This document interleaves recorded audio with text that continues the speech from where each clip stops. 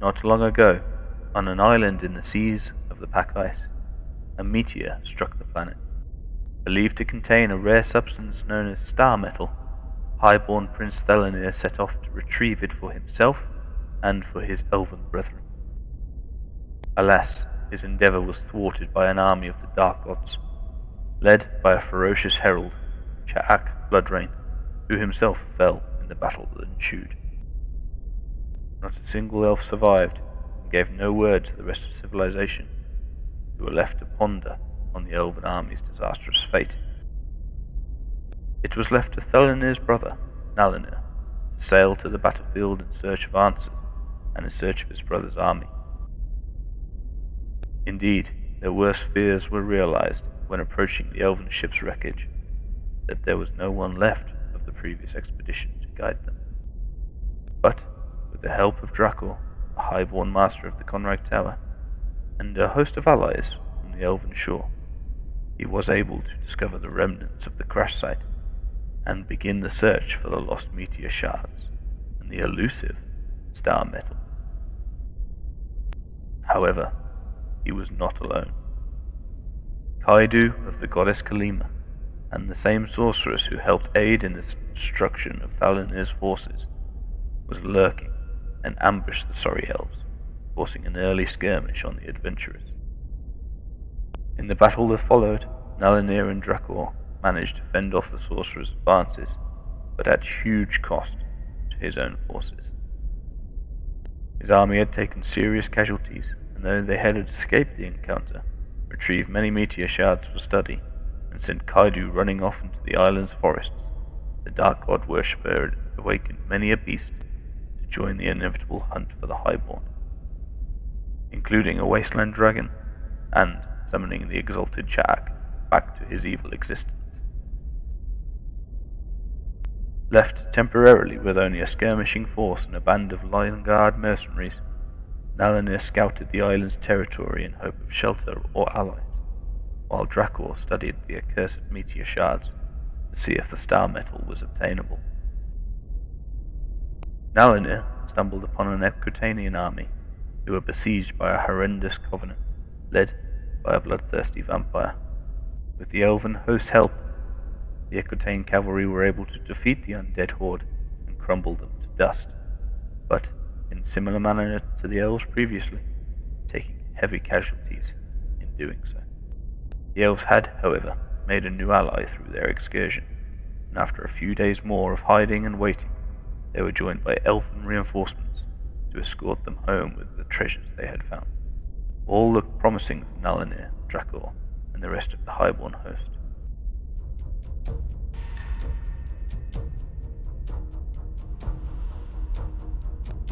Yet, little did they know, the worst was still to come.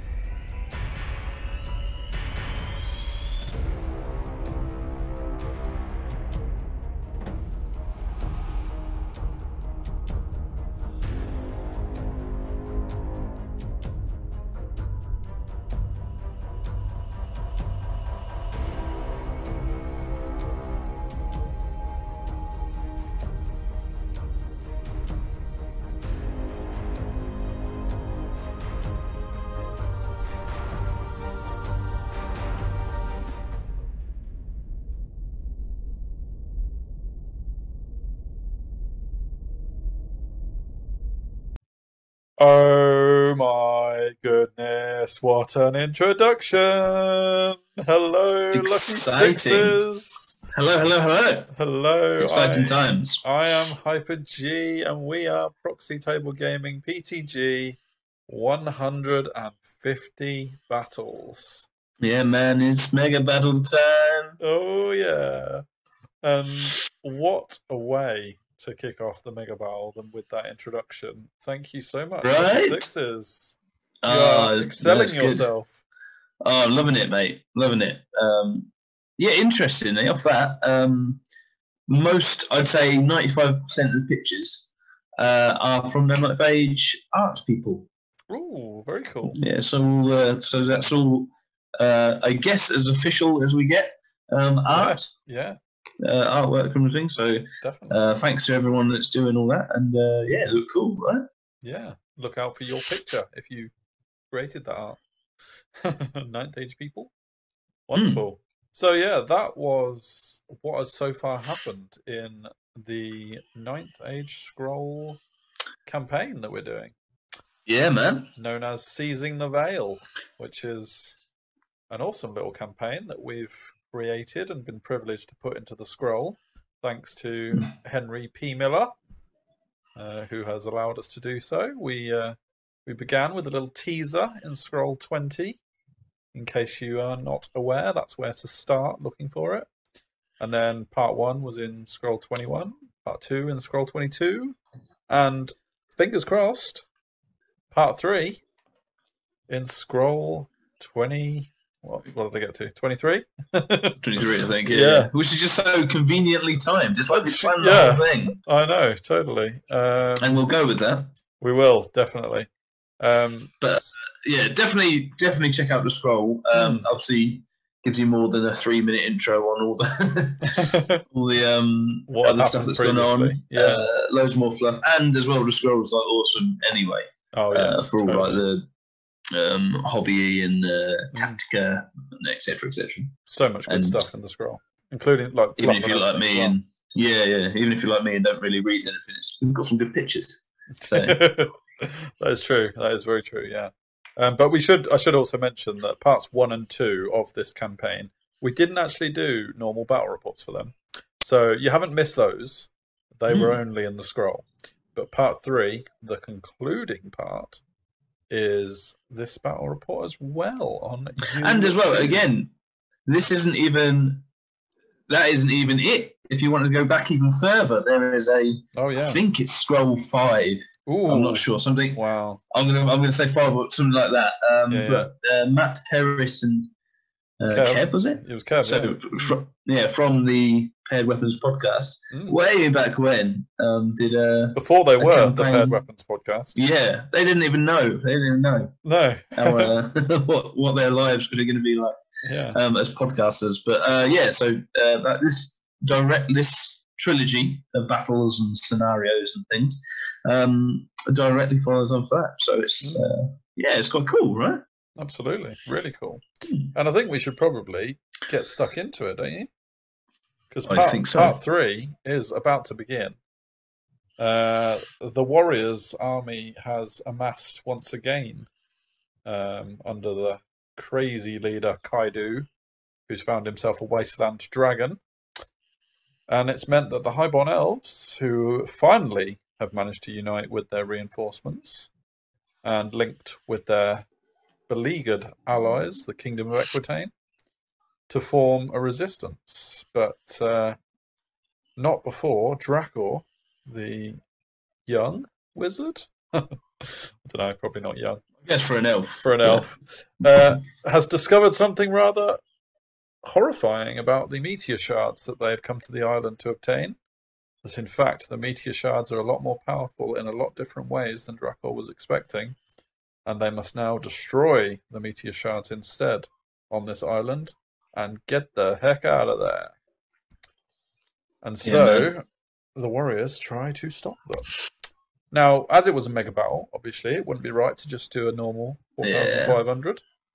We cranked it up a little bit, didn't we? 10,000 points. Yeah, just a little bit. You know, each side as well. Yeah. Some people said that before. So we've done bigger than 10,000, of course. You know, so, you know, this is just a small change for us. Small fry. Exactly. But what we decided was we were doing it on a standard size board. So that is a bit different from Mega Battles. In order to do that, we wanted to do Dawn Assault, but we are allowed to deploy in the normally empty corners. And we would both have to have 4 units deployed as ambushers coming in from one of the short table edges. So kind of Dawn Assault, but not completely Dawn Assault. And those 4 units wouldn't be chosen by us, they'd be chosen by the gods or the dice. The dice gods. And our first pictures actually in this report are going to show you which 4 units each of us got. So there's that to come. Objectives wise, these were very loose objectives, weren't they? Because they were very much storyline based. So there wasn't going to be like a VP exchange at the end of it for the who won the scenario, the objectives. Mainly because in terms of spoils of war, the elves had to destroy the spoils. The warriors kind of just, well, I guess had to stop them, but yeah. Well, you'll see. And breakthrough-wise, it wasn't standard. Whoever's got their scoring units in the opponent's side's deployment zone at the end gets the objective. We didn't play it like that. We kind of played it that the elves were just trying to find an escape route. Yeah, basically, a cursed island. The elves have got to get past, but they've got to destroy the shards or the whatever they are, and then they've got to get out of there. But in their way is a big old 10,000 point warrior unit of death. Yeah, pretty much. Who don't care about the objectives; they just want to kill the elves. They've had Kaido especially has had enough, and he just wants dead elves. Absolutely. And Kaido himself, storyline terms, which obviously you may have followed if you're following the scroll, he was with the dark god Kulima, Envy. But for this final battle, he's had a bit of a rough go of it over the last 2 battles. Well, one. He wasn't really in the second one. And he's now switched to Vanandra. I can't remember. Vanandra, yeah. I would say he's gone to Wrath, and yes, that is his new god. And that's exactly when he wants to bring down. Yes, absolutely, destroy the elves. That was a little spoiler, you naughty boy. So, I don't think we're going to go through lists quite in full. Because there's a heck of a lot of units. This, for the most part, this is fluff based, and we're going to play it and talk about it as such. Obviously, we'll talk about it as generals as well. But if you really want to go look at the nitty gritty of the lists, they're here. I guess we'll just sort of like go over it quickly. So I mean, Kaido, the sorcerer, who was a sorcerer, is now a chosen lord, but with dark prelate, which means he gets a couple of spells. But he's lost the blessing of Kalima and gained Wrath, which is a few spells, but mainly he's got a big old dragon to ride around on now. Yeah, man. And Crown of the Wizard King as well, which I think rolled Divination, didn't it? Was it Divination? Yeah, I think it was. Know Thy Enemy. It was. Which was all right. It was a good one. Yeah. The second chosen lord listed there is Kikulkan, who is the barbarian chieftain who has returned as a chosen lord. Now, Kukulkan was actually in the first campaign done by Kev and Matt, but had gone away at the start of our campaign, but he's returned for this final part to lead a unit of warrior knights back into the battle. Then there's the Exalted Herald, Cha'ak Bloodrain, who was also involved in the first part of this campaign. And he is definitely returning with a vengeance. And then, of course, I just tagged on 1,000 points worth of Barbarian Chiefs on chariots. Because why not? And man. You might be able to guess why I wanted to include a few chariot models in the Warriors Army. Man. Especially if you've seen our channel over the last 2 weeks. Oh, yeah. In terms of units, and hopefully you've looked at a few more magic items and stuff like that in that previous sheet. I'm not going to go through too many of them. 2 units of warriors, Wrath warriors with halberds. My theme was kind of Wrath and halberds. So everything's Wrath, everything that can has halberds. Just which is pretty good. Fluffy reasons, really. You know, no more than that. Whether it's competitive or not, it was just easiest for me. I don't always play warriors, so it was easy for me to remember that way. Unit of Fallen, unit of Warhounds, a unit of Barbarian Horsemen, who I was taking as chaff. Apparently they're 3-up armor save, so they don't really count as chaff, really. And they're not light troops. Yeah, they don't have light troops either, so not really the chaff that I was expecting. Warrior Knights, I've mentioned them. Unit 10 Chosen, obviously, because why wouldn't Yeah, man. It's class. 3 Chosen Knights, which is slightly smaller than Lucky Sixes usually plays it, but I didn't want the wide unit because I know that space might be at a premium. Chosen Chariot with Wrath, Chimera, Wretched Ones, which I was very interested to see. obviously I look over wretched ones over and over again, and I just see AP0, and I'm like, oh god. But you know, they're still pretty cool. Feldrax, and then a Helmor stroke, alternatively, a Feldrak Eldar. Now, you might think, well, has he got one or has he got the other? We'll explain in a minute. Then there's a Marauding Hold Giant. your horses. Yeah. Marauding Giant with a Monstrous Familiar, of course. Over to you, Lucky Sixes. Yes, so of the originals, the second one down is Dracor. Mm-hmm. Then you've got a few down, the general being Nalanir. So Dracor's Master Camera Tower, Nalanir is a Sphere Prince. Then coming to help them out, character-wise, you've got a Mage on a Dragon, who's Bellerophon and Vritra, Rider and Dragon, respectively. And then you've got the Elven Horse Prince, is Searos, and he's got the Nova Flare. And the BSB is one that only me and you will know from a long, long time ago, which is just a BSB guy, and he's called Cloud, and that might be a reference to something else. I don't know. Other things are available, but yeah. So yeah, basically that's sort of like that from the elf reinforcements have come, and then from the second battle of the three that the elves kind of had, they came across a Kingdom Ectane army. They sort of helped save, kind of, not really, kind of. All the Ectane died, nearly. Yeah. But the elves won. But the elves thought of themselves as winning and managed to convince them to help them with their journey, and have got like 3 characters all in one unit, which we'll see in a minute. Yeah. And then the units. So again, of the originals, you got the Sea Guard and the Lion Guard, pretty much of the original campaign and what has survived. The rest, and the Grey Watchers as well, the Scouts. Otherwise, the rest is sort of reinforcements again. Essentially, you've got a load of core, big unit of Knights of Rhymer, and some Phoenixes to go along with it. And then the Kingdom of Ectane, you've got the Knights of the Realm, who are the remaining, I guess, force, if you can call that, from the last battle. Yeah. The Yeoman Riders, and they have awakened the Green Knight. Oh, well, of course he's going to turn up on this occasion.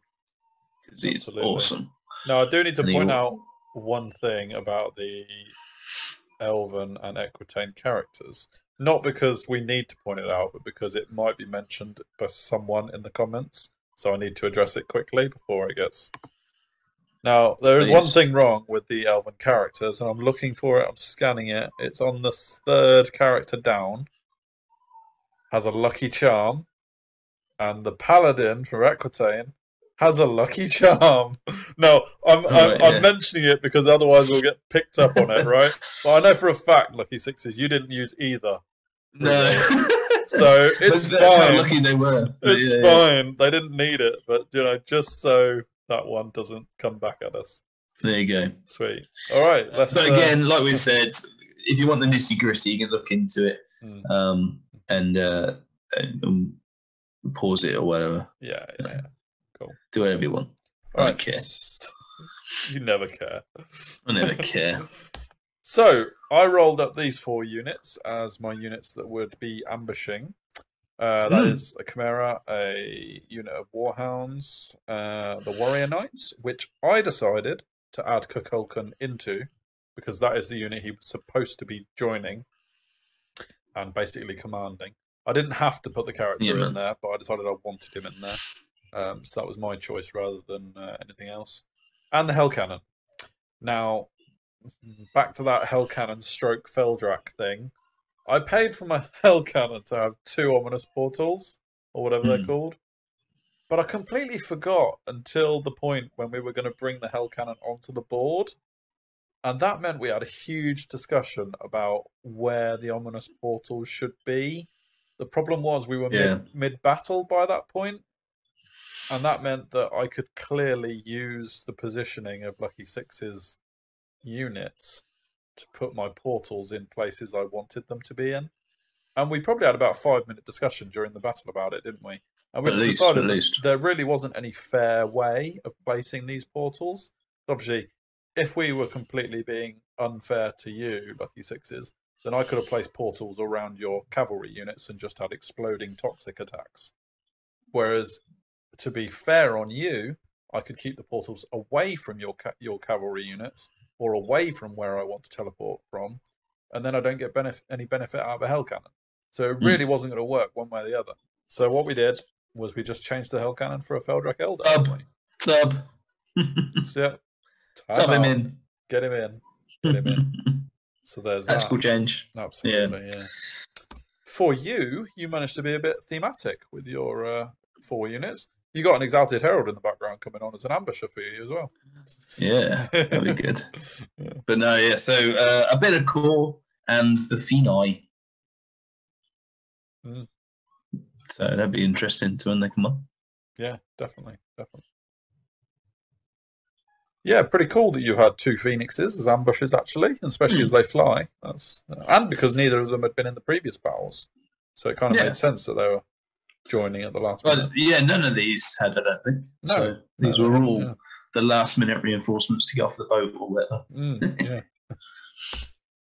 Cool, so we took a picture of magic. I don't have a lot, and that was kind of like... I was aware that my magic was a little bit minimal.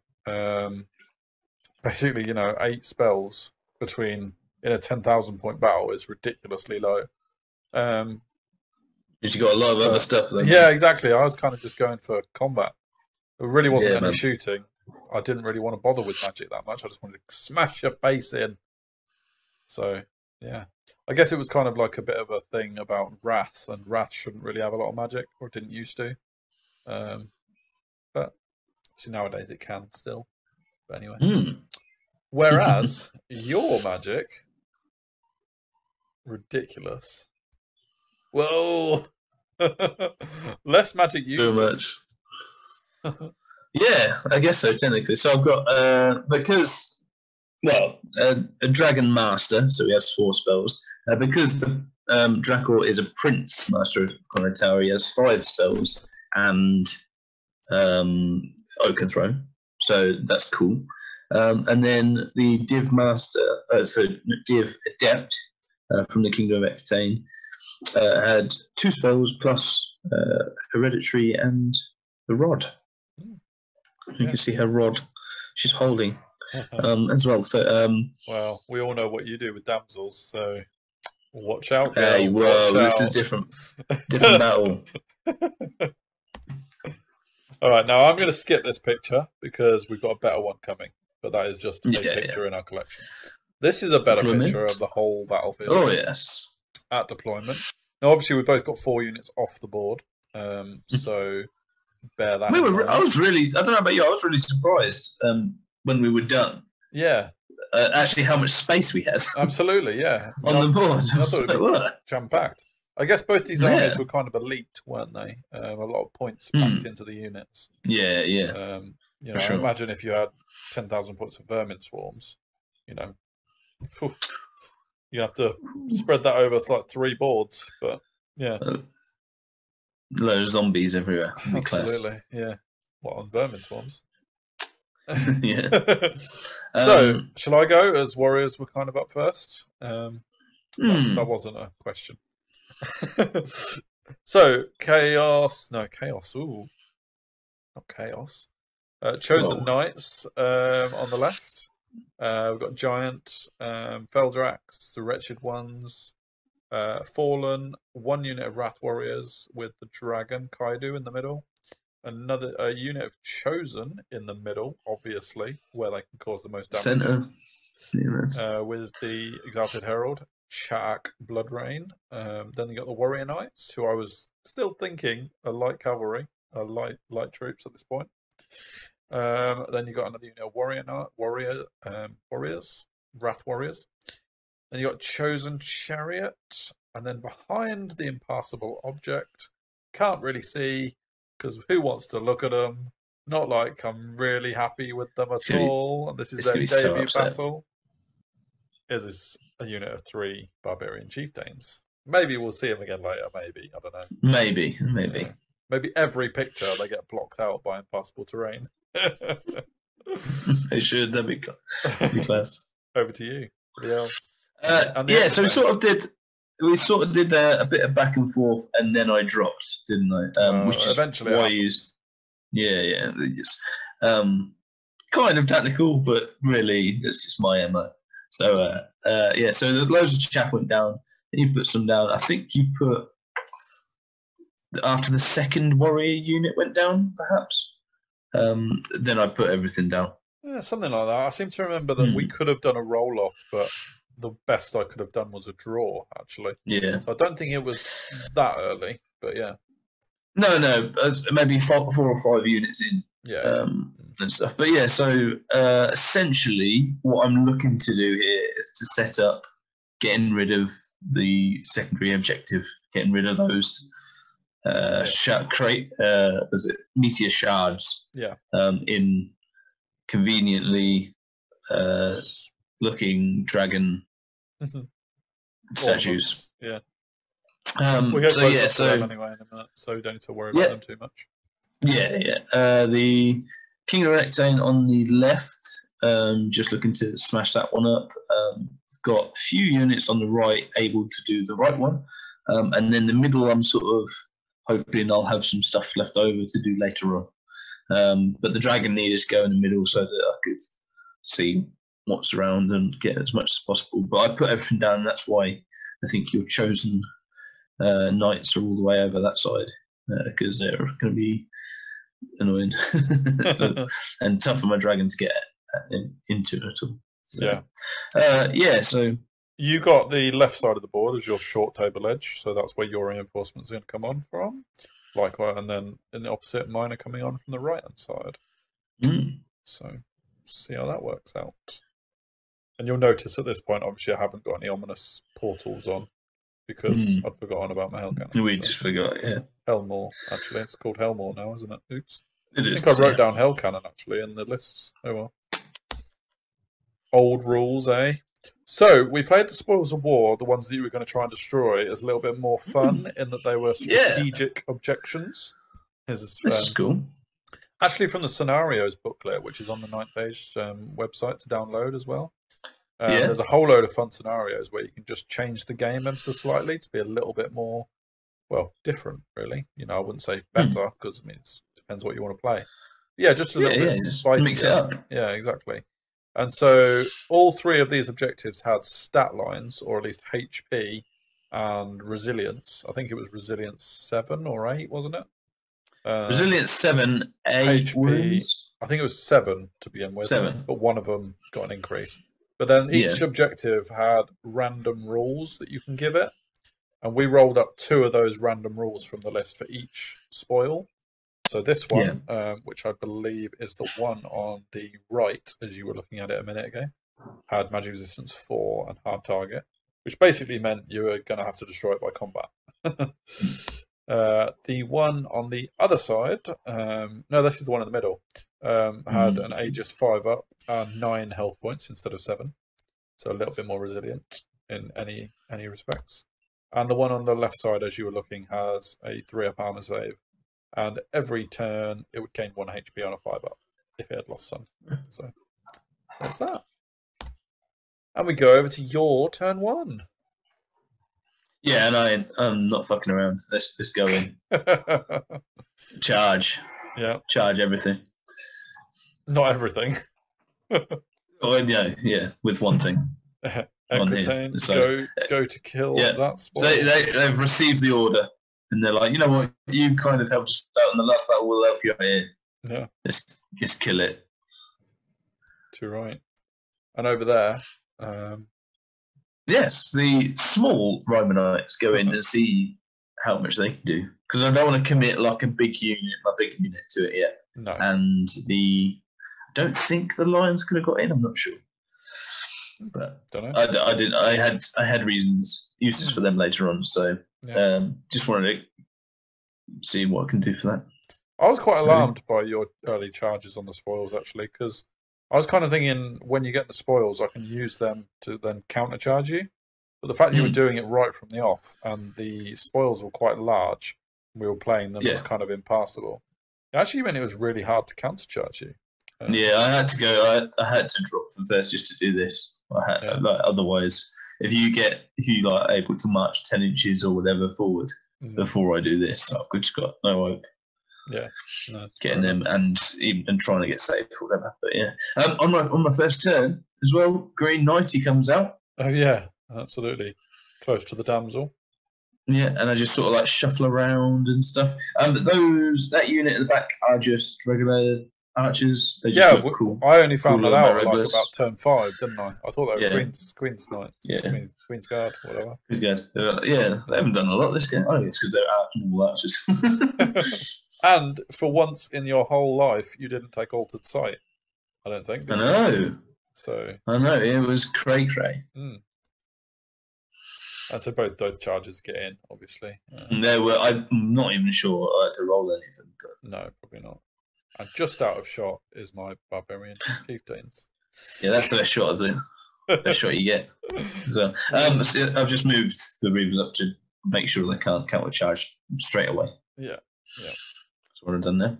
I get a spell off on these to try and plough through that early doors. I think I might be going out on a limb here and saying this, but Breath of the Lady is probably one of the best hereditary spells for filling in what an army needs. Because basically, like Equitane Knights, in order to avoid Rubber Lance, they need to re-roll some of their hits. This gives them that. They're probably on the charge wounding on 2s. This gives them re-rolls of, to wound. Yeah. And what's their biggest fear is failing armor saves when rolling 1s. This gives them a re-roll. It's good. It's an amazing hereditary spell. It's really good, yeah. Although I think High Elf's one is good. Oh no, I'm not saying others aren't good. I'm just thinking this fills in so many of Equitane's weaknesses all in one. Yeah. Usually a hereditary spell probably fills in a weakness. This fills in 3 with one go. I just think it's incredible.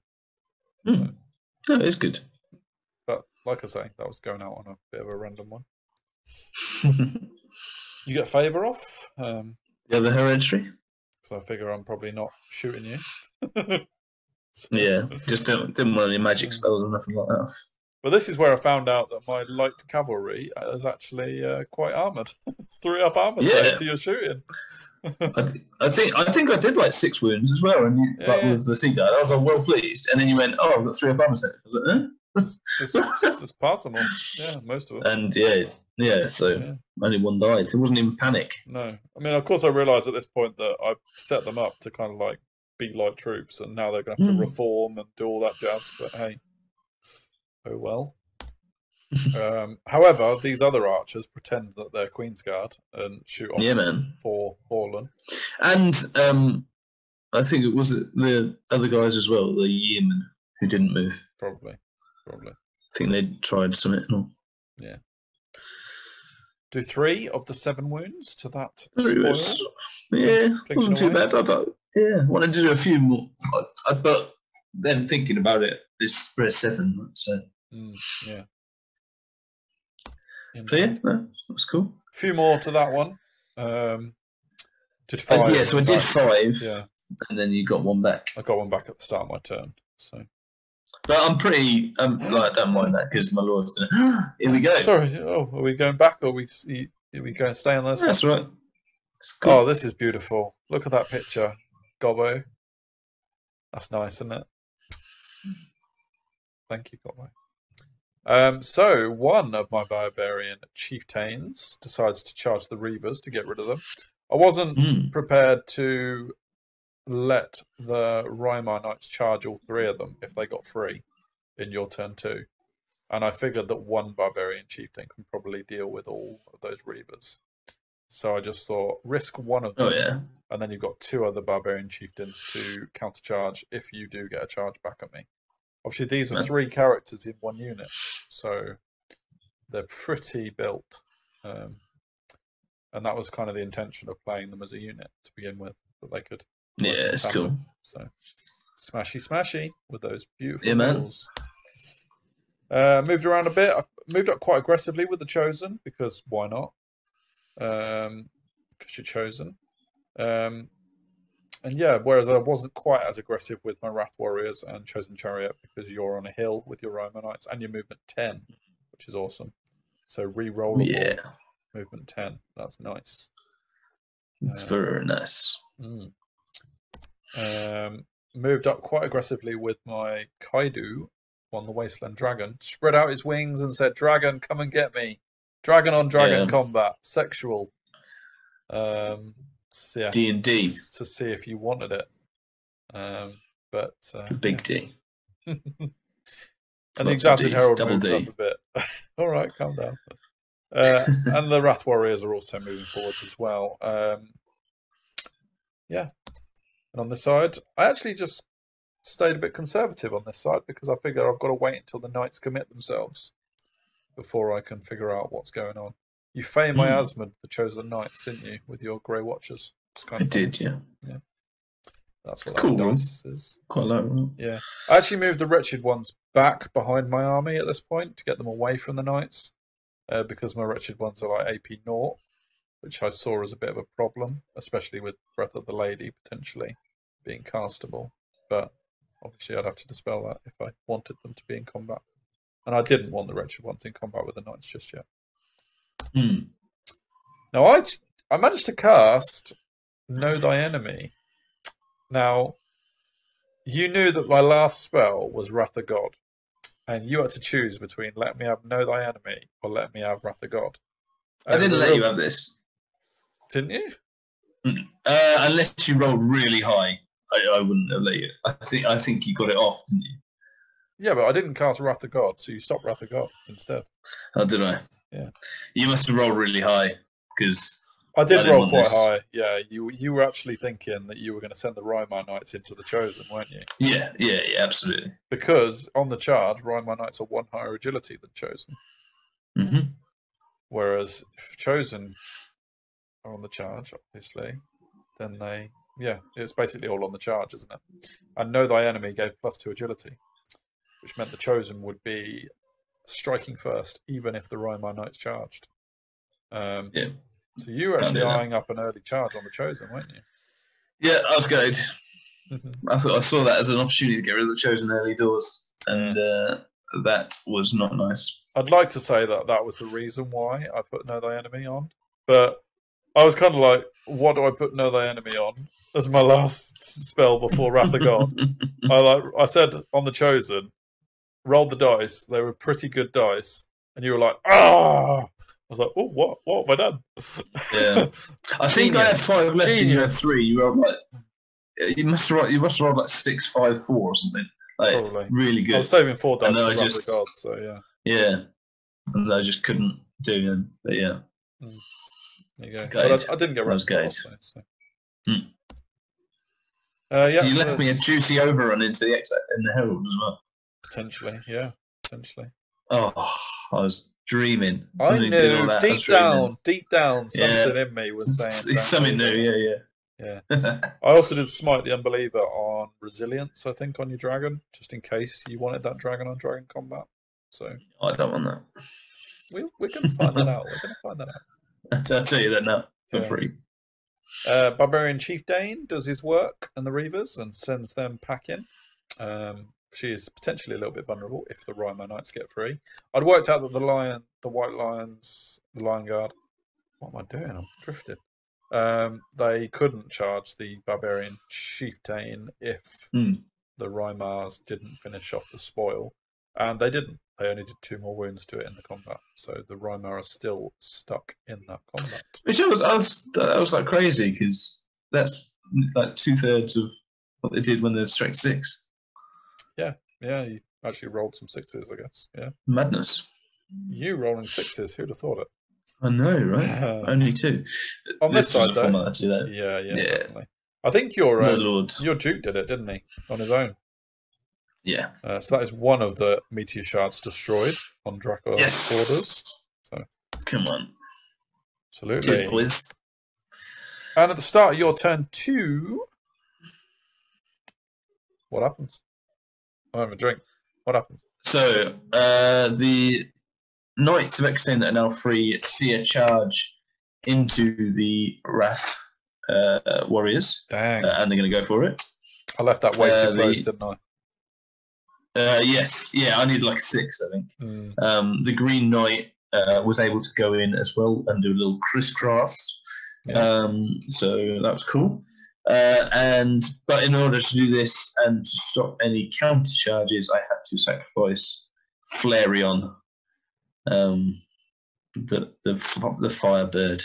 But as you can see from here, three of my 4 archers come on, but 3 of my 4 ambushers will come on, so that's where they land.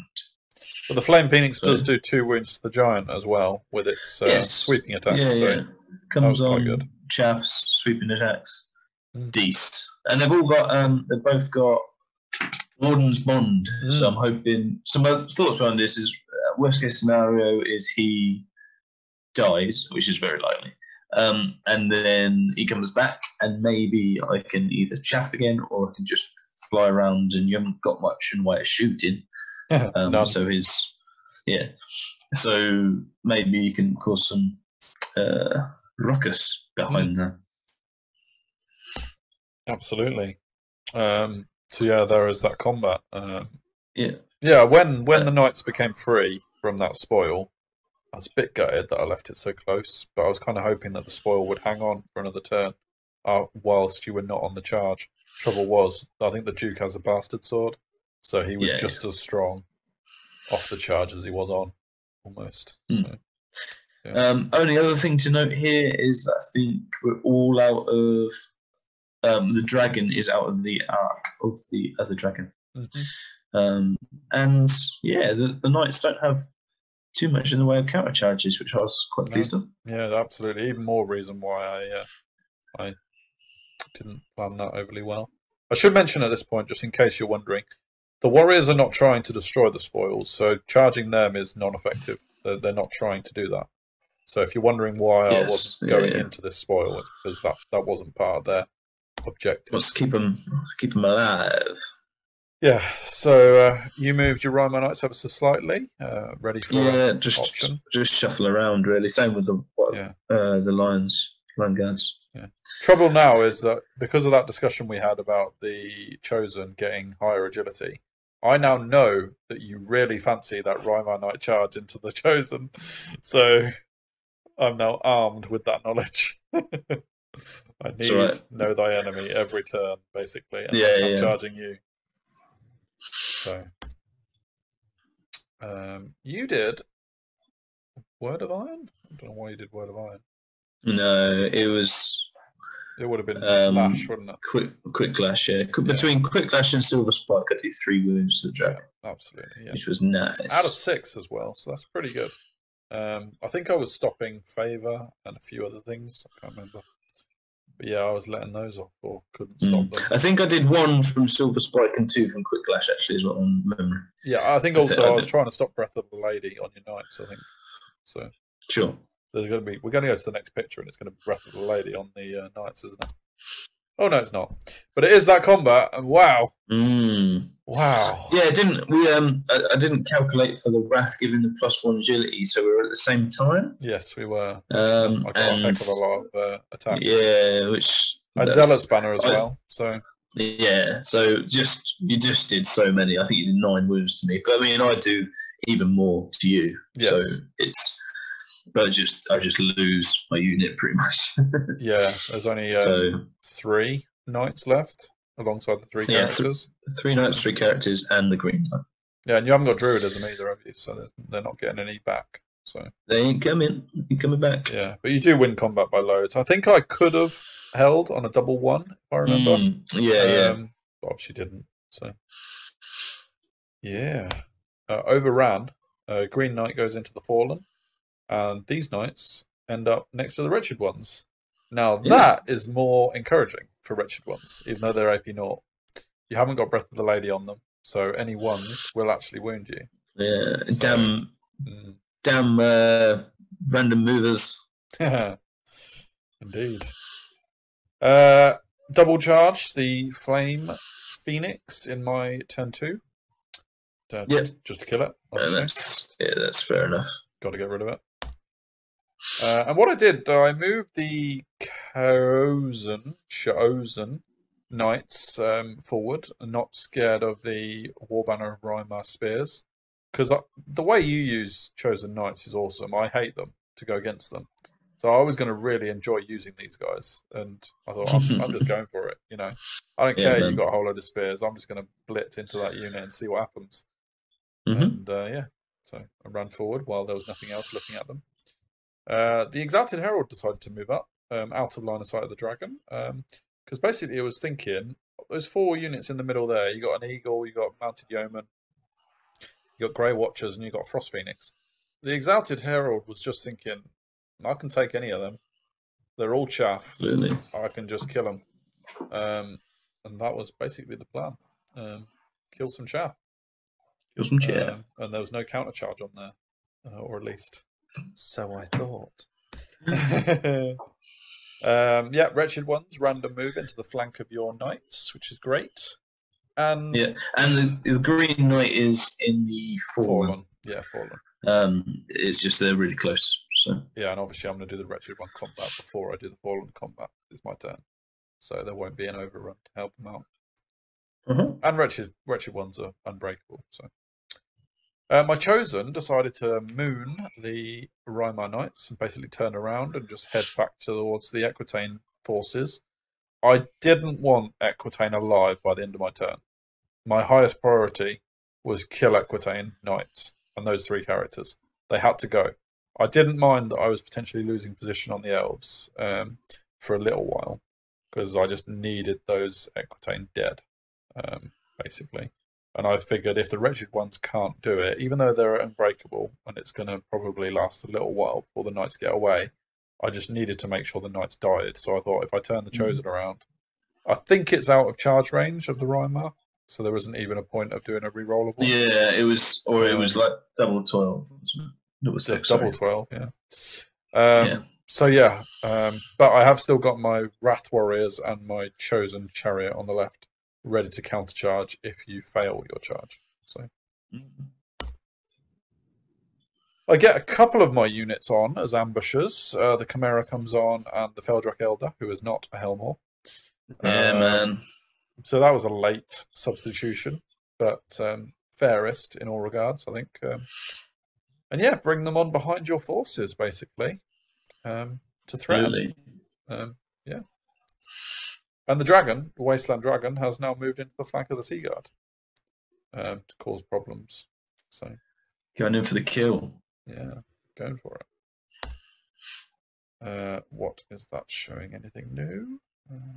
Don't think so. Nah, no, double picture. Yep.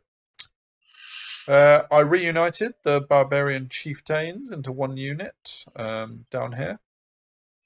So I figured they threaten a lot more.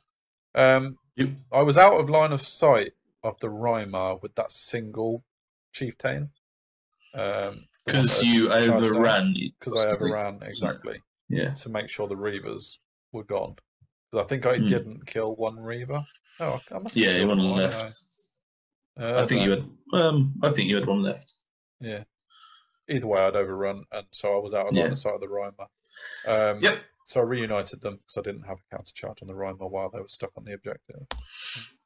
Yeah, man. Hellfire kills 4 of the Grey Watchers, and I put Smite the Unbeliever on the dragon.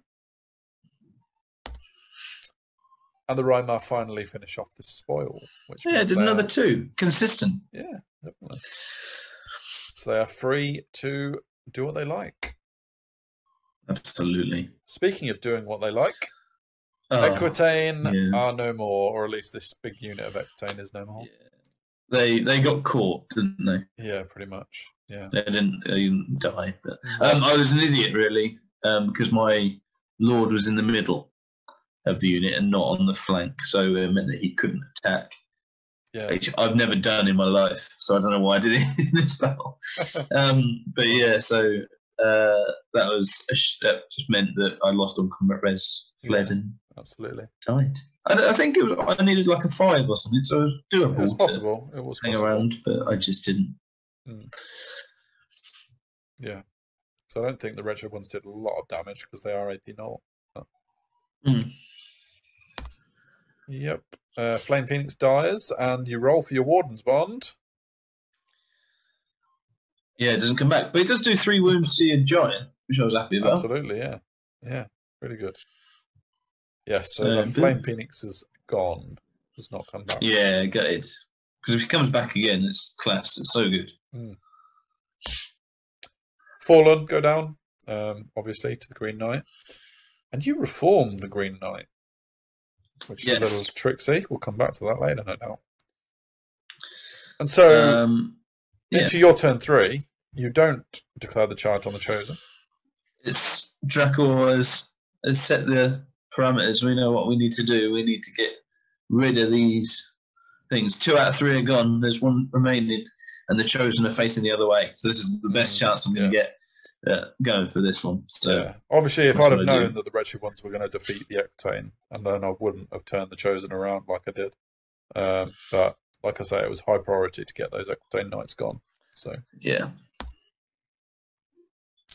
This was the counter charge I wasn't expecting. Green Knight turning around from killing the Fallen and declaring a charge on the Exalted Herald's rear. So, yeah, and it didn't need a lot either. It was only maybe a 13, 14 or something. Yeah, cab for it. So, and I charged my Frosty in so that he's lower offensive, defensive, and agility. That means we at least go at the same time. If not, I'm going first. I can't remember. But we just made it a lot easier. And I knew I was going to challenge you. So it meant that Frosty was pretty safe. Absolutely. So I was looking forward to this, seeing if I could. Yeah. I wasn't so much. Because, it was chaff hunting to, oh God, I'm going to die. Yeah. Because Green Knight is pretty good.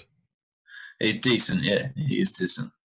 Only like 350 points or something? So the fact that he can engineer killing an Exalted Herald is pretty awesome. Yeah, for sure, man. I was well happy. And this was another of your tricksy schemes that I didn't see come in. Yes. So I did see if I could reform to or however it is. I've just realised this is wrong, isn't it? Yeah. You did a combat reform, not a combat pivot. Reformed. You couldn't have charged. So we've done this wrong. Yeah. But, play it through anyway. Never mind. So we did it on the thought that my guys could go through there and charge your Chimera, which I did, and you decided to flee. I did, because I knew that they were going to kill the Chimera. And then I went into your Feldrak. Yeah. Who technically is on the wrong base as well. Yes, he's bigger. I realised this as well. He is bigger than he should be on a charity base. But no, I don't think so. It's a 50 by 75 or something, isn't it? Oh, is it? Okay. Not quite a chariot. Bigger than that. But bigger than what he's on anyway, yeah. So yeah, I didn't see that they could squeeze through that gap, and technically they couldn't. So, never mind. Yeah. I also was silly in that after killing the Flame Phoenix, I moved my Feldrax and my Giant like this, forgetting that you had another unit that could come on in ambush. And of course, at the start of your turn 3, they do come on in ambush. And that's a lot of bows pointing at my heavily bleeding Giant. So get the Giant.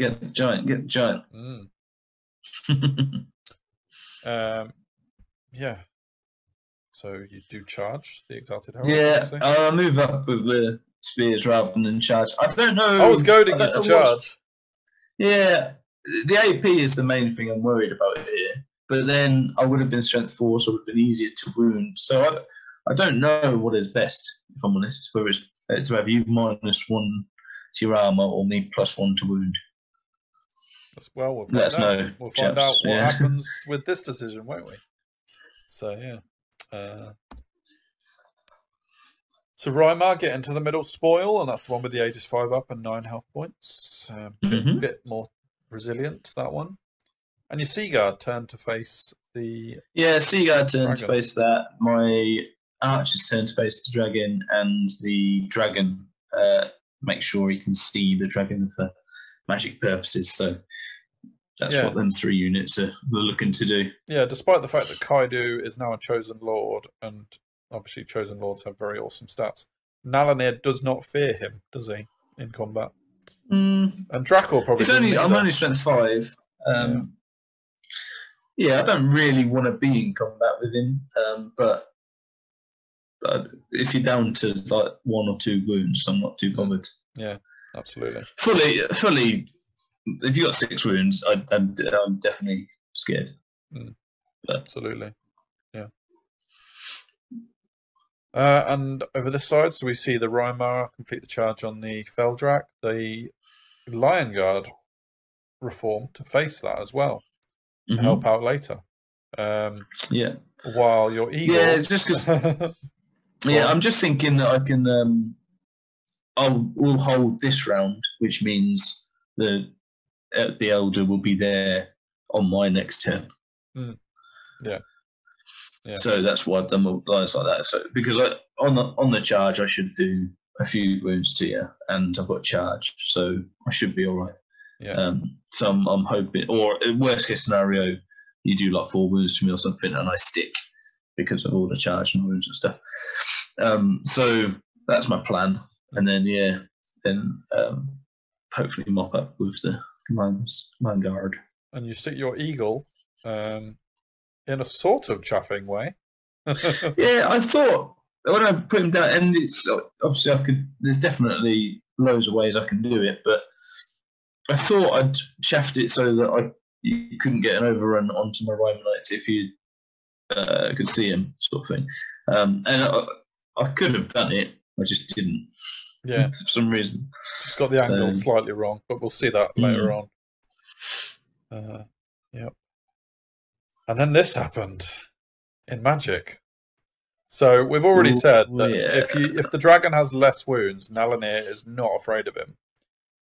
So I know I need to stop that dragon taking wounds. So obviously I had to spell Quicksilver Lash, because that would hurt him with his, he's got 3-up save, but no Aegis. So a Lash would hurt. To spell Silver Spike, because even though that would wound on a 4-up, I still don't want the D3 multiple wounds going through, because that can kill him. So I dispel that. But I cannot dispel Molten Copper, which shouldn't do that much to him, because it wounds on a 6.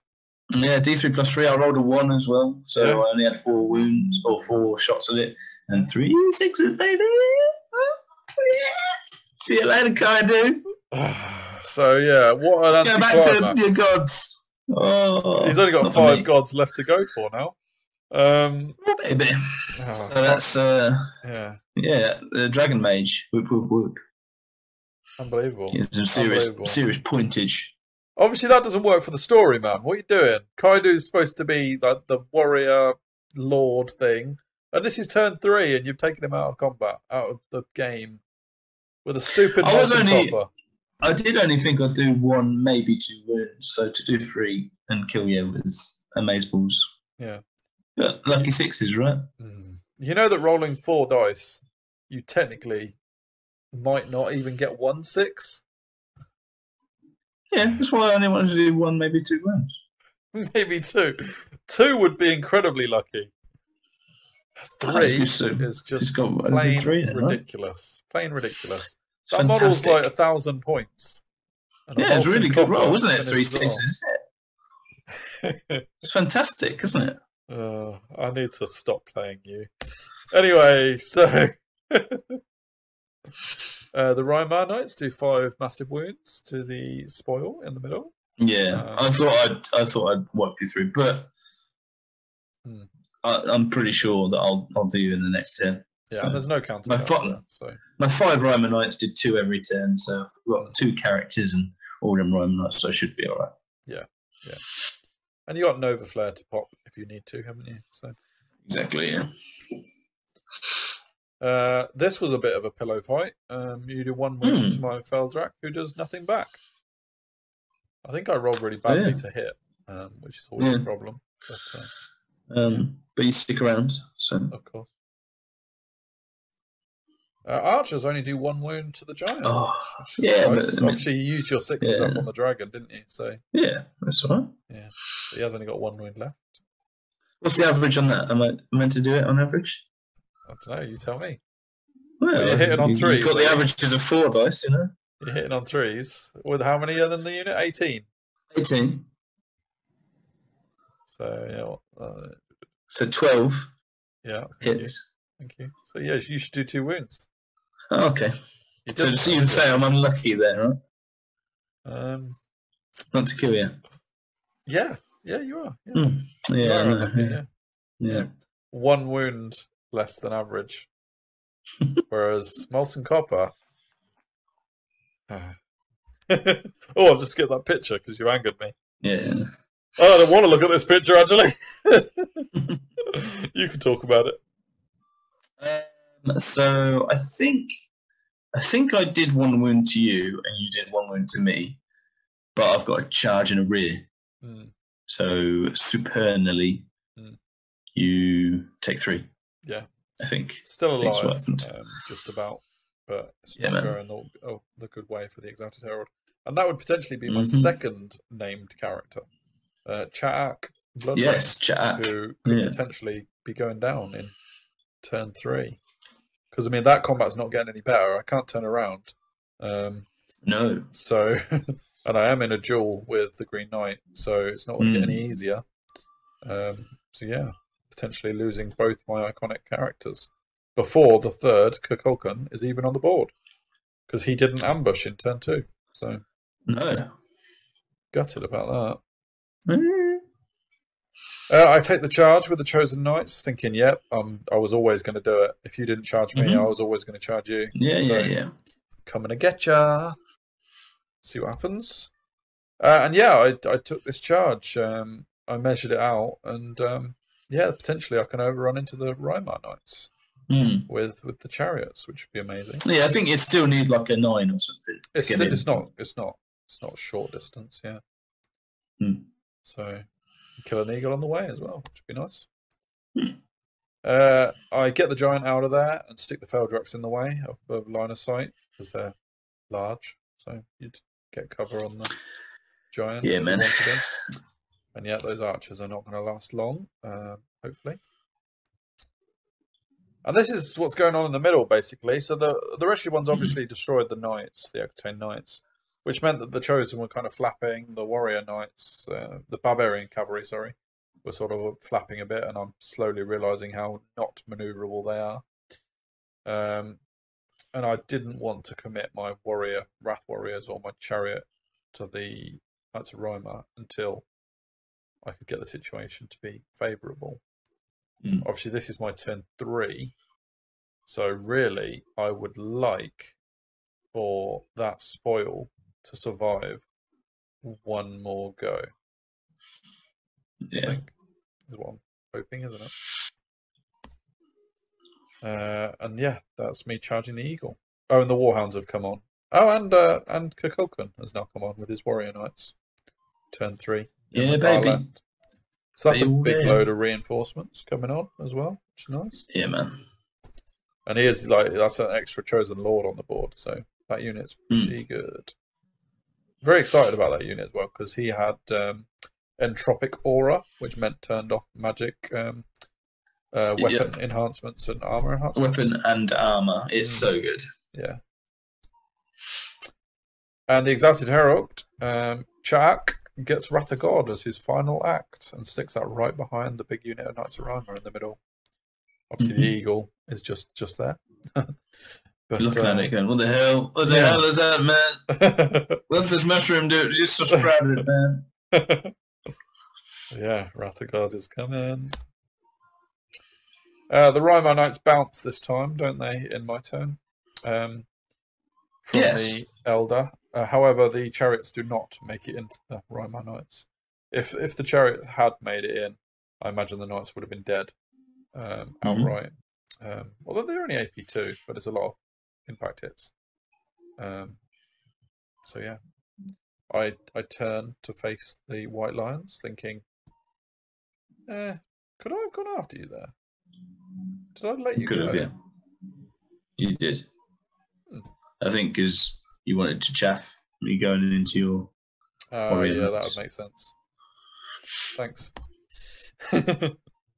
So you do 3 out of 4 wounds on the spoil, which is great for me. And that came from everyone apart from the Nova Prince guy. Yeah, and he even popped his thing. And did 0 wounds. Yeah. Oh, I was pissed at him doing 0 wounds. Absolutely. 6 attacks with divine and lethal. Oh my god, I couldn't believe it. You failed me, man, Cyros. But yeah, and obviously that's huge. That's huge. It means that you don't get to charge the Rymar in your turn 4. So yeah, and potentially you're standing next to a Wrath of God as well. So. Yeah, there's so many bad things. I was liking that. Never Prince let me down. Exalted Herald goes Green down. Knight didn't. No, he didn't. No. Do get 1 further wound on the Green Knight, which is useful. He's down to 1. Shimmering in his consciousness. Yeah. But yeah, I've lost both my main magic casters in turn 3, which is a blow, obviously. And I charge. Well, I already charged with the Chosen Knights. You kill one of them. Yeah, with the high AP. Just for my steadfast. So tis happens. Yeah. But I got away, so that's cool. You did. Yeah, Green Knight overruns, I guess. Was that an overrun? No, it wouldn't have been overrun. I couldn't overrun. I think I turned. Yeah. Turned to face the knights who were trying to get mine. Don't know how the Phoenix ended up there. No, this is into your turn. This is into your turn 4. You failed a charge. I did. You failed the charge into the Chosen Knight's flank, actually. Yeah, it would have been otherwise, nice. That's a heck of a reform to get alongside the Phoenix. Yeah. So, you begin the chaff game. Yeah, I'm just gutted that my knights didn't do it. So I've got to now work out a way to prevent getting charged when I inevitably kill this guy on this thing on my turn. Yeah. So move him there so that 12.1 inches away is my Phoenix. So there's no chance for an overrun. Yeah. We got another picture of more chaff later, but on this side. So now that the dragon is done, my dragon and Nalanir et al. Are all going for the Chosen Lord, who is still in the unit, by the way. Yeah. He hasn't come out. And my Romanites rally and chaff like so. Yeah. And I guess, the Lion Guard go in as well. Yes. More chafftastic. 4 eagles. That's what he's there for. And you unload some alchemy again. Kill a few knights. So 2 knights get down to quick flash. I think I get hereditary off at this point as well. Yeah. Must have, yeah. Another one goes down to something, perhaps shooting, actually. Yeah, I think it was shooting. Yeah. And finally, the Rymar Knights finish off. Yeah, he did it this time. However, I think my prince did it without the Nova Flare popping as well, which just this annoys me even more. Yeah, but Wrath did not come down in your turn 4. This build, so. Yeah. Whew. Yeah. Killed the Feldrak. Apparently, that's easy for Lion Guard. Multiple wounds too. Yep, that'll do it. Man. I didn't strike, obviously. So it wasn't even close. He was very dead. Yep. And so in my turn 4, I charged the Feldrax into the archers, of course, because that's always going to happen. The Feldrax completely saved all the armor saves that the archers shot into them. So yeah, it wouldn't have mattered too much anyway. No. You had chaffed with your Grey Watcher, so I decided to charge there. Did you not rally your archers in your turn 4? I thought you did. Spears. Oh, yeah, suppose. Maybe you didn't. You didn't flee very far. I don't think I did. Yeah. Yeah. So I tried to terror the mounted yeoman with my giant, even though my giant's only on 1 wound and he's kind of vulnerable to your archer unit that's in the far distance, the one that I thought was Queen's Guard. I figure if I can terror this mounted yeoman unit, who didn't have a general or a BSB in range, like Discipline 6, are they, or something like that? Then Possibly. they flee, and then Maybe when chosen, get a fairly easy charge into the front of your Roma Knights and destroy them. But unfortunately, you passed your panic check. Yeah. So my giant ends up stumbling forwards because he failed the charge. It was fairly long, but it was obviously just in range. Just for the terrors. Yeah. And so my chosen are still chaffed. So I have to complete the charges with the chosen and the warriors, the Wrath warriors, into the chaffing units, knowing that I'm very likely to get charged by Rima next turn, which was kind of established later on because I figured out that the barbarian cavalry, you can just see in this picture, they just couldn't get through that gap, no matter how I charged your chaffing units. I couldn't get my barbarian cavalry through that gap to chaff your Rima. Maybe if I'd planned it a bit better, I could have done, but I didn't know what was going to chaff me and what angle, so it was a bit hard to compare. So yeah, the plan was to chaff your Rima one more turn, and then I would have won the chaff war. But because of the way you'd set it up, well done, I couldn't chaff you, so gutted about that. I charged the Rima Knights to get rid of them, because I just need to. You mean? And I charged the Warrior Knights into the front of the White Lions as well, because at the end of the day, I'm not getting away. I probably could have done, actually. I probably could have got around the side. But that's not the way I'm playing this Warrior list, so I'm going for it. So I was heading into them. Obviously, strength, strength 6? Strength 6. Yeah, it's not great on Warrior Knights, but, you know, I was just going for it, really. I wanted to see what the Lord could do. And that is a very cool picture of what's going on. It's all there. I don't think that shows anything new that we haven't already talked about. Other than the wretched ones, because of the charges and the giant and everything, they were just stuck in place. Random movement. I couldn't pivot very much. Yeah. So they didn't really have a lot they could do, unfortunately. And the dogs in the bottom left who ambushed on the turn before are just thinking, we can't get far enough to chaff. That's our job. Yeah. That's our job. We can't do it. So.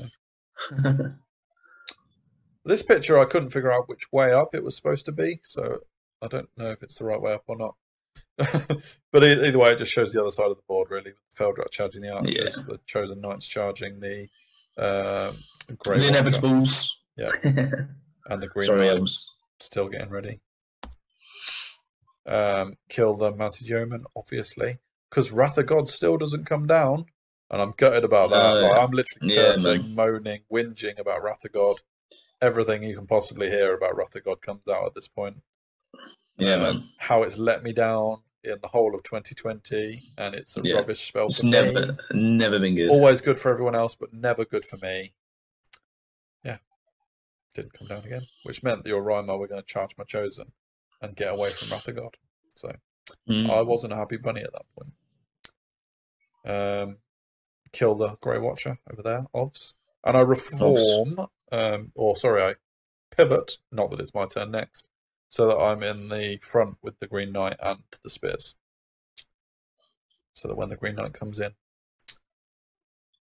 Kill the Eagle, of course, as well. And this is another picture I couldn't work out which way up it was supposed to be. I don't know what that single model is. Random An archer that has died to the Feldrax and tried to escape, but we know he's dead. Absolutely, very dead. Don't you worry about it. Yeah, I don't think that picture shows much else though. And this was the bloodbath that happened on the left flank. Basically, the Warrior Knights. Ooh, took a hell of a pasting. Pretty much lost as many models as the Lion Guard did. Really. Thank God for the Hereditary. Oh boy. You did recover a fair few as well, didn't you? Yeah, man. And it meant that you held. So. It might have even meant you didn't have to test, actually. Did we draw in the end because of... I'm steadfast if I am. Oh, right, yeah, one or the other. I think I steadfast. I think either that or we drew anyway. But yeah. You'd challenged my lord, hadn't you? So you did 7 and I did 5. So it must be, and I've got a rank, to be fair, still. So maybe we drew, but I think if anything else, I steadfast tend it. So yeah. And the Rymar die, and I tried to overrun with my chariots so that I could get out of the Sea Guard line of sight. They only need like a 6 or a 7, I think, or maybe it might have been an 8. But they didn't get out of line of sight, which meant your Sea Guard have now got a juicy flank charge if you want it. Yeah. Depending on which way you want to go. Absolutely. Into your turn 5, Green Knight charges into the Chosen Knights. Yeah, why not? Yeah. It's the last of the Equitane. Let's do some damage. And here it comes. We knew it was going to happen. Into the Chosen. Obviously, they haven't got Know Thy Enemy because I haven't got the only way you ever go into Chosen if you go first. So I'm happy. Yeah. And this is what you decided on this flank, is to charge the Warrior Knights in the flank, didn't you? Yeah, I wanted to get rid of them. You wanted glory.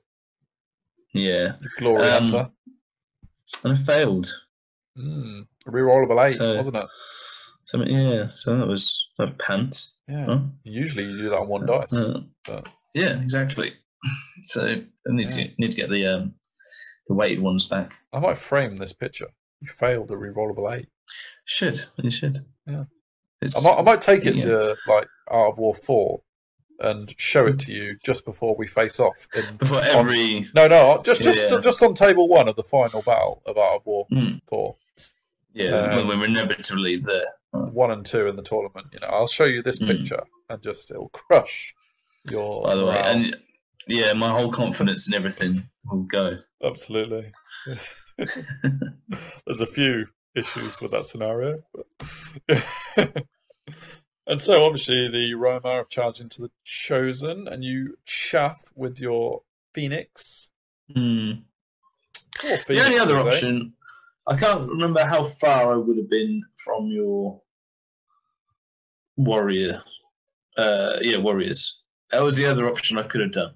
What's that? Was go into your Warriors now, pretty much. With your Rymar, yeah. Yeah, with no chance of being countercharged. Yeah. So then the Chosen would have been left with not a lot to do with 2 turns. Yeah, and then you would have turned to face my Knights, then I would have and chaffed me. And then I would have to go through your chaff, and then you would have killed me. So I don't know. Chosen are definitely the biggest threat. So yeah, I mean, I suppose is there any way that the Warriors keep steadfast?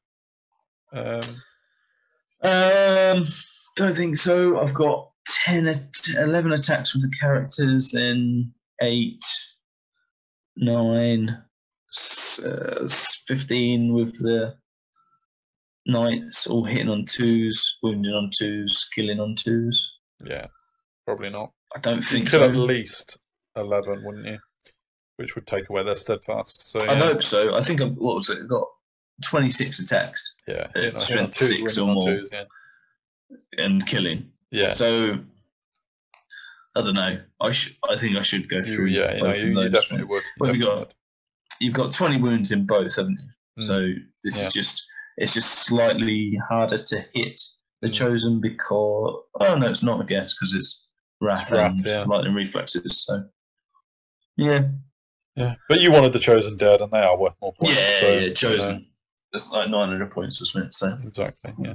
Actually, I think the Warriors is probably 900 points as well. Actually, but still. The Green Knight's in. Dragon's just moving around as well to help out the situation over there.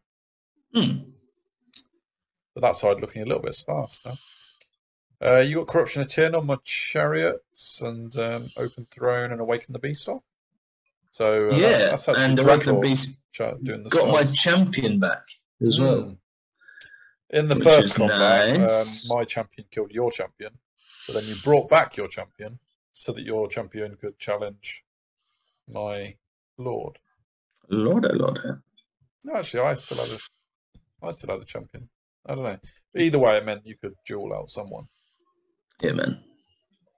Archers did indeed finish off the giant with that long range shot. So that was probably lucky.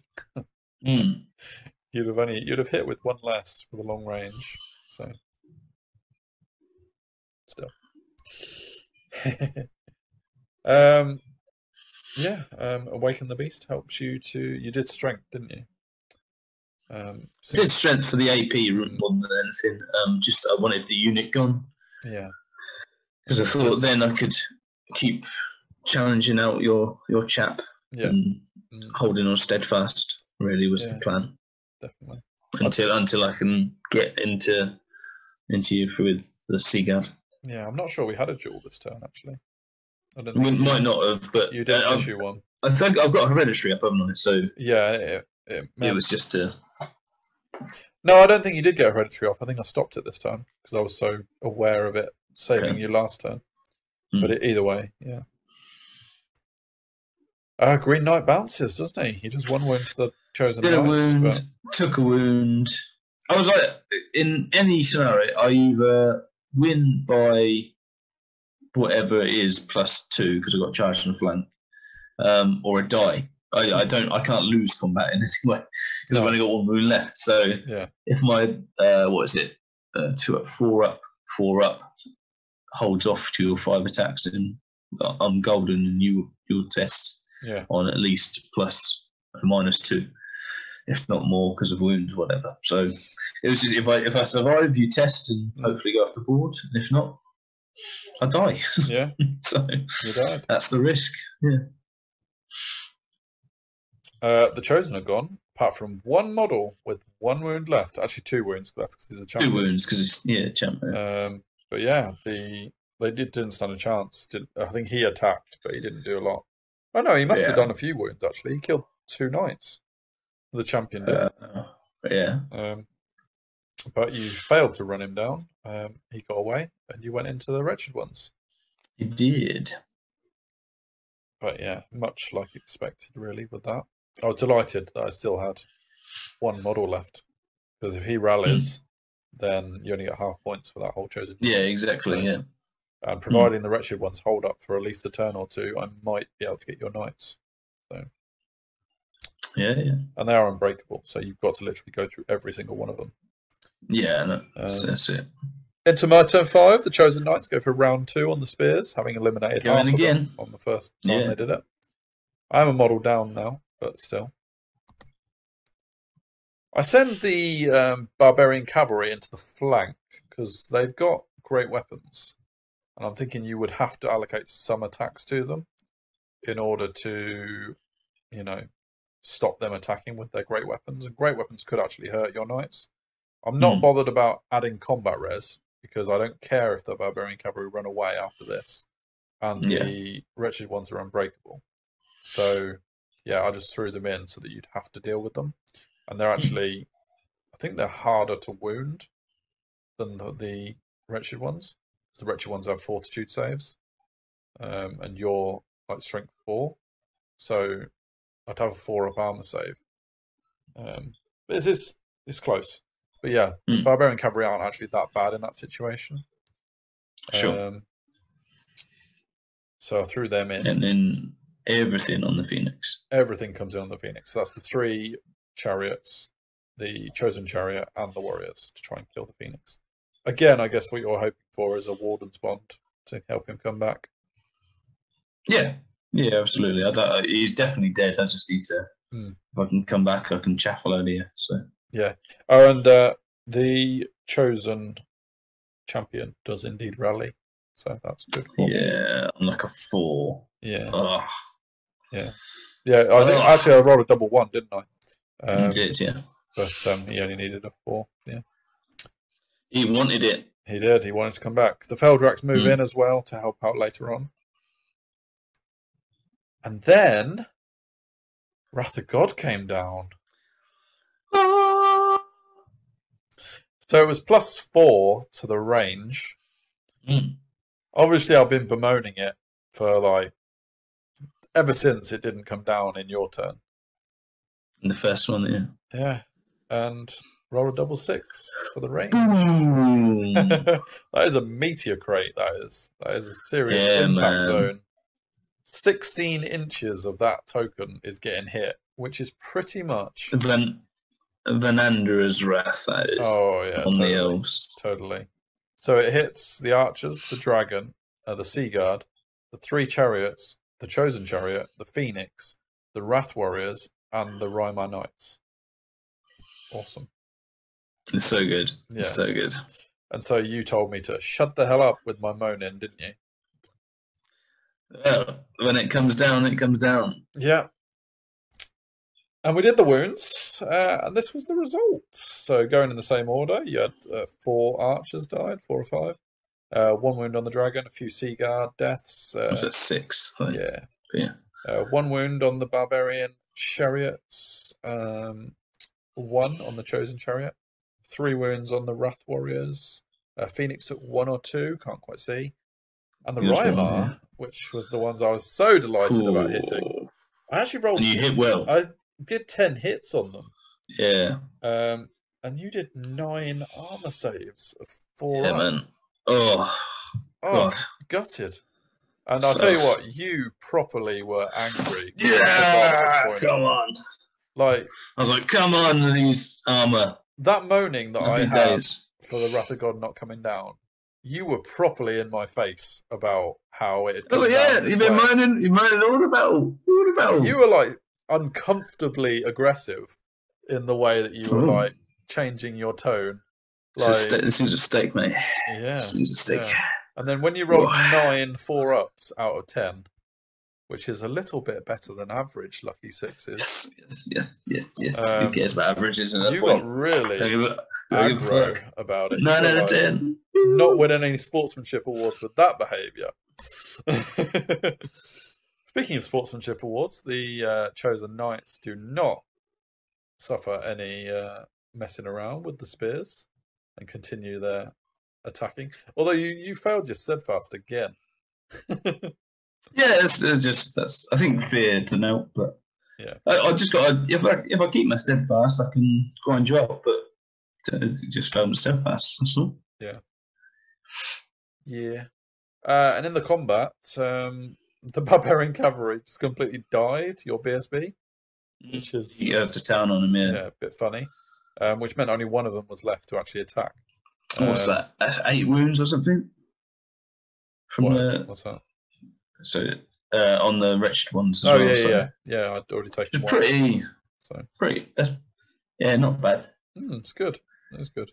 And of course, while the Phoenix holds up the rest of my army, there's always hope that the Rymar can get through it. So, yeah. I think, the Phoenix dies, of course. But Warden's Bond. Yeah. So that's cool. 1 out of 2 Warden's Bonds. Yeah. Is it a 3-up? Is it a 3-up set? Makes it a 3-up rather than 5-up, yeah. Yeah. So, yeah. Cool. And so, we had to read the rules. Oh, you kind of knew the rules, actually. But I was like, so what happens? Because I just couldn't visualize in my head what was going to happen. So, yeah. He's coming back, basically. You got to Awaken the Beasts off on something. And it was your champion. That was already on them. It's your turn, so. Oh, yeah, thank you. Yeah. Does the challenge this time. Yeah, and dies, obviously. So, but keeping them there, because going into your turn 6 means that you charge again. Get a chance. Almost unfailable charge down the hill this time. And you do. You take it. Yeah. And the dragon comes over to do some damage to these barbarian chariots. I'm not sure what I was dispelling this turn. I think you let these off. Spike in the sure flank. You let these off. I was hoping it wouldn't wound, but I think it did. Yeah. But I saved a few of them. I think basically I took the wounds at the back. So 2 wounds on the middle one and 1 wound on the third one. On top of the wounds that had already been caused by Wrath and the Phoenix, etc. And the Phoenix, you can see, is back again. And Molten Copper, obviously, the bane of my battle this turn. And so Kukulkan, the Chosen Lord, indeed flees. Doesn't go very far, though, and the White Lions fail to catch him. stay on the board. So I have a turn 6 to rally my last chosen lord. Yeah, we had a bit of a discussion at this point, didn't we, about the story? Because really, you wanted to run after him with both Nalanir and the White Lions, didn't you? Yeah, but I got to try and get off the board at some, you had to point, get through the deployment zone of the warriors. So, yeah, you unfortunately it meant that you didn't catch him, I guess. And your champion of your Sea Guard didn't actually die, did he? No, because he was just jumping around while they were reforming. Yeah, they're really happy. But the hereditary helped me out there. Oh so. Yeah, definitely. A few more of the wretched ones die, and obviously I do need my turn 6 in order to kill the Phoenix now that he's back on your turn 6. Yeah. But actually, I'm hoping there are other ways to get into your Rymar.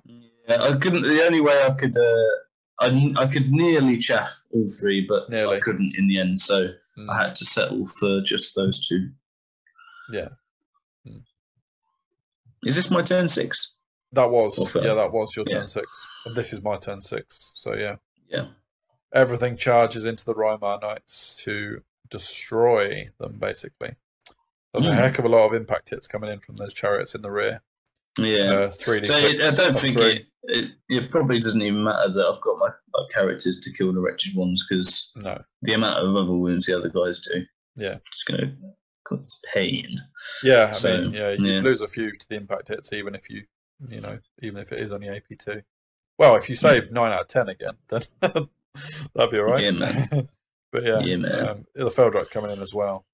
So sick. Yeah, and they were just destroyed in all that carnage, basically, weren't they? So, and Phoenix went down as well, of course. Over here, the last chosen knight, having seen off the spears, moves around to head for some archers. And they're thinking, oh God, someone's noticed us. And my lord rallies, which is amazing, because it means that the White Lions are probably going to have to deal with him, basically. And I believe that is our last picture. Yes, it is. Nice. Yeah, well, that was a slog, wasn't it? Proper mega battle style, wasn't it, really? Mega battle, yeah. So, it was at that point, because obviously the turns are ended, technically, in the game. 6 turns. We always decided to play 6, didn't we? Yeah. Mainly because a scroll battle for 8+ turns is about 100 pages long as well. Yeah, totally. Yeah, we can't do that. But yeah, so what we said was at the end of the day, Dracul managed to get the objectives or instruct everyone else to kill him, like any good manager, right? Delegate. Absolutely. Then probably would have the lions would have sacrificed themselves. If anybody's reading the scroll up to now, Akar, I think it is. The lion champion. The champion would have just gone, let's go, boys, even if it's chosen lord. Maybe would have got a few wounds, but probably would have held him up, leaving a pretty nice route for the Sea Guard, Nalanir, Dracul, and the dragon to escape. And while Siros and Cloud and the rest of the Knights of Rymar may have done some more back damage, inevitably on the following turns they would have died through just massive numbers. They would have put up a fight, but bad luck, boys, you're dead. So see you later. Same with the archers, chosen knight. But yeah, really fun battle. Really nice. I love these mega battles. They're good fun. Wish we had more often, but then we'd have to do loads more bat reps. So. Yeah, you're right. Well, to be honest, COVID slowed us down a little bit, didn't it? We really did. So. But at the end of the day, it timed it very nicely with the scroll. And in case we haven't hinted enough, guys, go and check the scroll out. And not just for us, for all the actual really good hobbyists out there that are in there and doing all their stuff. It's incredible. And you get sometimes some good tips and tactica as well. And of course we're there. So Yeah, mainly for us. What other reasons you want? Of course. Right. But now we will let someone else have a go.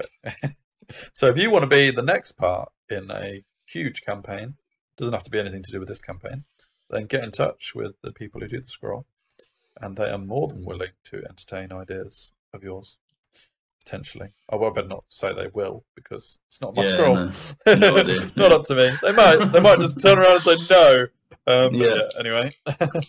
So yeah, awesome. Really enjoyed it. Thank you very much for that battle. It was good fun, wasn't it? Yeah, really, it was. Really if for anybody watching, if you've made it this far, well done as well. Totally, that's a long one. That's a long one today. But it's a mega battle, and it's definitely worth it. Get thinking what you want us to do for Mega Battle 200. And any other ideas and stuff you have. We're very open to ideas, lists, little mini campaigns, things like that. And of course, for the Gobbo, right? He's here. Use him. I would say abuse him, but maybe not. So maybe just on the comments, abuse him if you want. Just a little Gobbo. Easy. He's a lovable chap. You know, he's got feelings. Actually. It's hard to. Yeah, but keep like, share, subscribe, all that jazz. Let us know what you thought of this battle, other battles, and like I said, any other ideas and stuff. We're looking for new ideas as well, especially with the easing of restrictions, etc., to potentially give us some more time and days and stuff. So and let us know what you thought of the intro and maybe what else is to come. On this video. So because it's always nice to hear whether or not this is sort of things you like. Absolutely. Good speech there, Lucky Sixes. I don't need to add anything to that. Did you see me just read it out? Yeah. No, I will add one little thing, and that is that with Nalanir and Drakor escaping the island, perhaps the story is not yet over.